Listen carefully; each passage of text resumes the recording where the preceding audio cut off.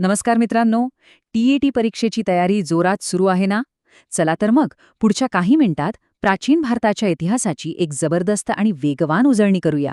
परीक्षेसाठी जे जे महत्वाचं आहे ते सगळं आपण पाहणार आहोत. तयार आहात या ऐतिहासिक सफरीसाठी? चला सुरुवात करूया एका अगदी सोप्या पण खूप महत्वाच्या प्रश्नांनी. आज आपण जो भारत देश पाहतो त्याचं पहिलं वहिलं संघटित राज्य कसं तयार झालं असेल, कधी विचार केलाय? या प्रश्नाचं उत्तर आपल्याला हजारो वर्ष मागे घेऊन जातं. तर या प्रश्नाचं उत्तर दडलंय जनपद या शब्दात. ही होती छोटी छोटी राज्य. आणि आपण हेच पाहणार आहोत की ह्या लहान लहान राज्यांच्या स्पर्धेतून मगध नावाचे एक महाशक्तिशाली साम्राज्य कसं सर्वांवर भारी पडलं. ही होती भारताच्या पहिल्या साम्राज्याची पायाभरणी.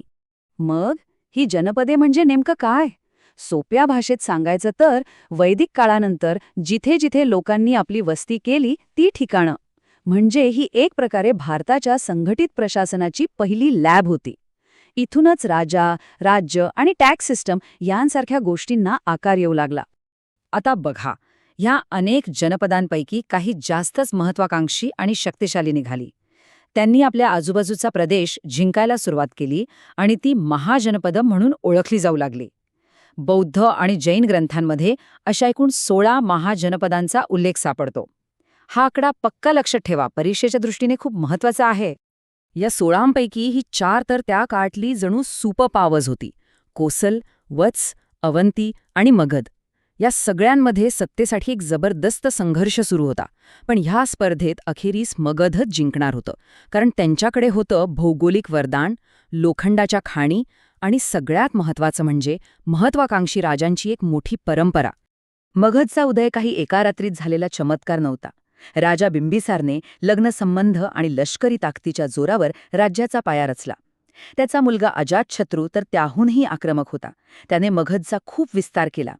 आणि मग पुढे आलेल्या नंद घराण्याने तर मगधला एका अफाट साम्राज्यात बदलून टाकलं, ज्याची संपत्ती आणि सैन्य प्रचंड मोठं होतं. नंद घराण्याकडे अमाप संपत्ती होती, पण त्यांची राजवट तेवढीच जुलमी होती. आणि ह्याच असंतोषातून भारताच्या इतिहासातील पहिल्या खऱ्याखुऱ्या साम्राज्याचा उदय झाला, आणि ते होतं मौर्य साम्राज्य. या साम्राज्याची संपूर्ण कहाणी 2 नावांभोवती फिरते: संस्थापक चंद्रगुप्त आणि सम्राट अशोक. आचार्य चाणक्याच्या मार्गदर्शनाखाली चंद्रगुप्त मौर्याने फक्त नंदराजा धनानंदाचाच पराभव केला नाही, तर सिकंदराचा सेनापती सेल्युकस निकेटरला हरवून भारताच्या सीमा थेट अफगाणिस्तानपर्यंत पोचवल्या.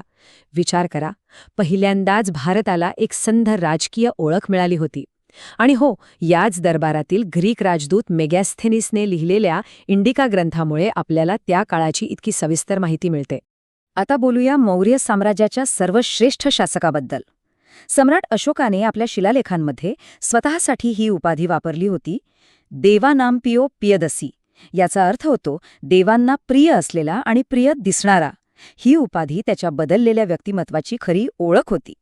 कलिंगच्या युद्धात झालेल्या भयंकर रक्तपात पाहून अशोकाचं जीवन पूर्णपणे बदलून गेलं. त्याने दिग्विजय म्हणजे शस्त्रबळावर विजय मिळवण्याची नीती सोडून दिली आणि धम्मविजय म्हणजे प्रेमाने आणि धम्माने मन जिंकण्याचा मार्ग स्वीकारला. त्याने लोकांच्या भल्यासाठी कामं सुरू केली, रस्ते बांधले, धर्मशाळा उघडल्या. एका राजाने प्रजेच्या कल्याणासाठी इतकं काम करणं ही त्या काळात एक क्रांतिकारी घटना होती. आणि याचा पुरावा आजही आपल्यासोबत आहे. भारताची जी राजमुद्रा आहे आणि आपल्या राष्ट्रध्वजातील जे अशोक चक्र आहे ते सारनाथ येथील अशोक स्तंभावरूनच घेतलं आहे. म्हणजे बघा, अशोकाचा शांतीचा आणि प्रगतीचा संदेश आजही आपल्या राष्ट्रीय प्रतीकांद्वारे जिवंत आहे. मौर्य साम्राज्याच्या पतनानंतर एक मोठी राजकीय पोकळी निर्माण झाली. पण इतिहास कधीच थांबत नाही, बरोबर? यानंतर भारताच्या वेगवेगळ्या भागांमध्ये अनेक नवीन आणि शक्तिशाली प्रादेशिक सत्ता उदयास आल्या. म्हणजे एका मोठ्या साम्राज्याची जागा अनेक लहान पण प्रभावी राज्यांनी घेतली. उत्तरेत मौर्यांनंतर आले शुंग आणि त्यानंतर मध्य आशियातून आलेले कुशाण. सम्राट कनिष्काच्या काळात तर भारताचा व्यापार थेट रोमपर्यंत पोचला होता. त्यानंतर आलं गुप्त घराणं, ज्यांच्या काळात कला, साहित्य आणि विज्ञानाची इतकी प्रगती झाली की त्या काळाला भारताचं सुवर्णयुग म्हटलं जातं. आणि त्यानंतर आले सम्राट हर्षवर्धन, जे स्वतः एक महान शासक आणि नाटककार होते. गुप्त घराण्यातील समुद्रगुप्ताच्या लष्करी विजयांची मालिका इतकी जबरदस्त होती की इतिहासकाराने त्याला भारताचा नेपोलियन अशी पदवी दिली. त्याने पुन्हा एकदा भारताच्या मोठ्या भूभागाला एका छत्राखाली आणण्याचा प्रयत्न केला होता. ज्यावेळी उत्तरेत ही सगळी स्थित्यांतर होत होती, त्याचवेळी दक्षिण भारत आपली वेगळी ओळख निर्माण करत होता. महाराष्ट्रातील सातवाहन, अजिंठ्याच्या कलेला आश्रय देणारे वाकाटक, मंदिरांची शहरं वसवणारे चालुक्य, दगडाला आकार देणारे पल्लव आणि राष्ट्रकूटांनी तर कमालच केली. अख्खा डोंगर कोरून वेरूळचं जगप्रसिद्ध कैलास मंदिर घडवलं. या सर्वांनी भारताच्या सांस्कृतिक वारशाला दगडांमध्ये अजरामर करून ठेवले. साम्राज्य येतात आणि जातात, पण काही गोष्टी कायम टिकतात. आता आपण बोलूया प्राचीन भारताने केवळ भारतालाच नव्हे तर संपूर्ण जगाला दिलेल्या अमूल्य वारस्याबद्दल. हा वारसा ज्ञानाचा आहे, संस्कृतीचा आहे आणि विचारांचा आहे. आणि या वारसातला शिरोमणी आहे शून्य. शून्य ही केवळ एक संख्या नाहीये, तर ती एक क्रांतिकारी संकल्पना होती. शून्याच्या शोधामुळेच गणित आणि विज्ञानाची प्रगती अनेक पटींनी वाढली. ही भारताने जगाला दिलेली सगळ्यात मोठी बौद्धिक देणगी आहे. जरा या तक्त्यावर नजर टाका. साहित्यात रामायण, महाभारत, व्याकरणात पाणिनींची अष्टाध्यायी, वैद्यशास्त्रात चरक आणि सुश्रुत ज्यांना शस्त्रक्रियेचं ज्ञान होतं, आणि खगोलशास्त्रात आर्यभट्टाचं कार्य, हे सगळं त्या काळातील प्रगत ज्ञान समाजाचं प्रतीक आहे. प्राचीन भारत हा काही जगापासून तुटलेला देश नव्हता. उलट तो जगासाठी एक आकर्षणाचं केंद्र होतं. रेशीम मार्गावरून आपला व्यापार आणि बौद्ध धर्मासारखे विचार चीनपर्यंत पोहोचले.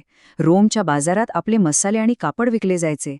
फाययान आणि युआन श्वांगसारखे प्रवासी ज्ञान मिळवण्यासाठी हजारो मैलांचा प्रवास करून इथे आले होते. आणि आपला सांस्कृतिक प्रभाव इतका वाढला की कंबोडियामध्ये जगातील सर्वात मोठा मंदिर अंकोर वाट उभं राहिलं. चला तर, या संपूर्ण प्रवासातील सर्वात महत्त्वाचे मुद्दे एका नजरेत पाहूया. 16 महाजनपदे, मौर्य साम्राज्याची स्थापना आणि अशोकाचं परिवर्तन, गुप्तकाळाचं सुवर्णयुग, दक्षिणेतील राजघराणी आणि त्यांची स्थापत्यकला, आणि भारताने जगाला दिलेला ज्ञानाचा वारसा. हे मुद्दे परीक्षेसाठी अत्यंत महत्त्वाचे आहेत, हे लक्षात ठेवा. आणि जाता जाता एक विचार, हजारो वर्षांनंतरही प्राचीन भारताचा असा कोणता वारसा आहे, मग तो एखादा विचार असो, परंपरा असो किंवा शोध असो, जो आजही आपल्या दैनंदिन जीवनाला स्पर्श करतो. यावर नक्की विचार करा. परीक्षेसाठी खूप खूप शुभेच्छा. लवकरच भेटूया.